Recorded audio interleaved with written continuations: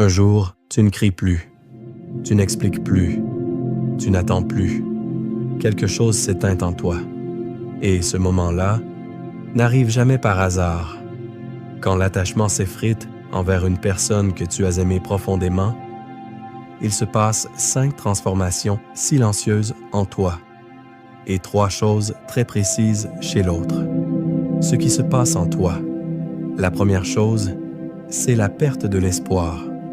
À un moment, tu avais encore de l'espoir. L'espoir que cette personne change. Ses sentiments, son comportement ou ce trait précis qui te faisait souffrir. Tu te disais, avec le temps, ça ira mieux.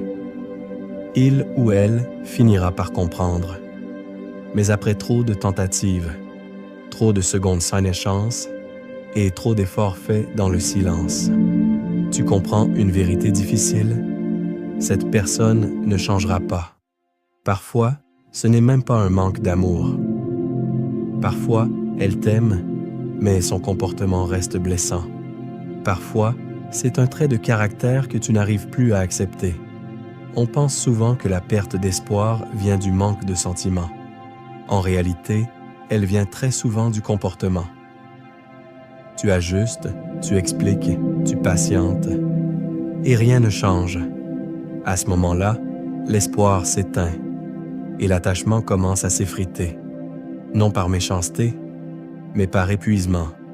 La deuxième chose, c'est le mûrissement après la douleur.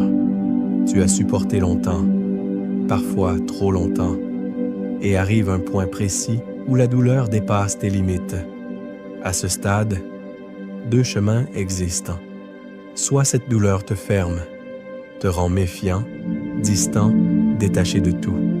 Soit elle te fait grandir, te rend plus lucide, plus conscient, plus mature émotionnellement. La maturité émotionnelle ne naît pas du confort. Elle naît de la douleur comprise, pas de la douleur niée. La troisième chose, c'est la recherche de paix intérieure. Tu entres dans une phase où ton bien-être mental devient prioritaire. Tu évites les conflits. Tu choisis le calme, même si cela implique de la distance. Même si cela implique parfois la solitude. Ce n'est ni une fuite, ni une fermeture. C'est une prise de conscience. Tu observes mieux. Tu discernes plus vite. Tu sais quand il faut t'éloigner. La quatrième chose, c'est la priorité donnée à la tranquillité d'esprit.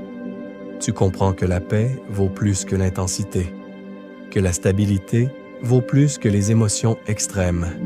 Même si cela signifie rester seul un temps, tu choisis la sérénité plutôt que le chaos. Et ce choix est un signe de maturité. La cinquième chose, c'est l'accumulation psychologique.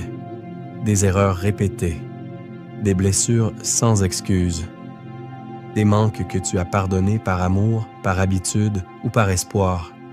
Chaque limite franchie laisse une trace. Chaque pardon non respecté alourdit ton intérieur, jusqu'au jour où, sans colère, sans drame, quelque chose se ferme doucement. Ce qui se passe chez l'autre. La première chose, c'est le regret. Quand quelqu'un était sûr de ton attachement et qu'il ressent ton détachement, le regret apparaît. S'il tient encore à toi, il fera un effort, parfois tardif, parfois maladroit. La deuxième chose, c'est la perte de confiance en soi.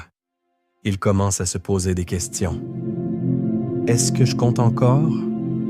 Ai-je perdu ma place? Ai-je été remplacé? Même quelqu'un de distant restait attaché à la sécurité que ton attention lui apportait. Quand cette sécurité disparaît, son équilibre intérieur vacille. La troisième chose, c'est la reconnaissance de ta valeur, car on réalise souvent la valeur des choses après les avoir perdues. Qu'ils soient encore attachés à toi ou non, ils voient que tu deviens plus stable, plus posé, plus indépendant. Et cette transformation est naturellement attirante. On te dit souvent, sois toi-même, aime-toi, mais rarement on t'explique comment. Les bases sont simples. Savoir ce qui est vraiment prioritaire dans ta vie. Croire en l'avenir, même quand il est flou. Avoir confiance en tes capacités. Et surtout, développer ton leadership intérieur. Ne pas te soumettre. Ne pas imiter aveuglément. Ne pas suivre sans réfléchir. Le vrai danger, ce n'est pas de se tromper. C'est de vivre sans conscience. Si ce message t'a parlé, si tu t'y es reconnu, abonne-toi. Ici, on ne nourrit pas les illusions. On nourrit la lucidité, la paix intérieure et l'amour conscient.